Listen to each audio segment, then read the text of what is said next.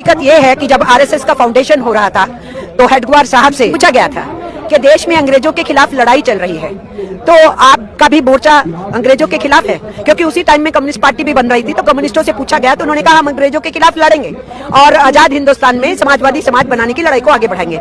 उसी टाइम में इनका मोर्चा बन रहा था, तो इनसे भी पूछा गया कि आप अंग्रेजों के खिलाफ लड़ोगे? उन्होंने कहा हम नहीं लड़ेंगे। जब उनसे कहा गया कि खुदीराम बोस तो शहीद हो गया, करतार सिंह सराभा तो शहीद हो गया, इन्होंने फांसी पे लटका दिया, वो यंग बच्चे जो है मैदान में उतरे हुए हैं, भगत सिंह और उनकी पूरी टीम जो है वो अंडरग्राउंड लगी हुई है अंग्रेजों के खिलाफ, तो ये सब नौजवान तो मैदान में हैं। तो उन्होंने कहा कि नौजवान भटके हुए हैं, इनको हम समझाएंगे। फिर उनसे पूछा गया कि आपके प्रेरणा स्रोत क्या है, तो उन्होंने कहा हिटलर और मुसोलिनी। फिर इनसे पूछा गया कि आपका फलसफा क्या है, आपकी आइडियोलॉजी क्या है, तो उन्होंने कहा नाजीवाद फांसीवाद।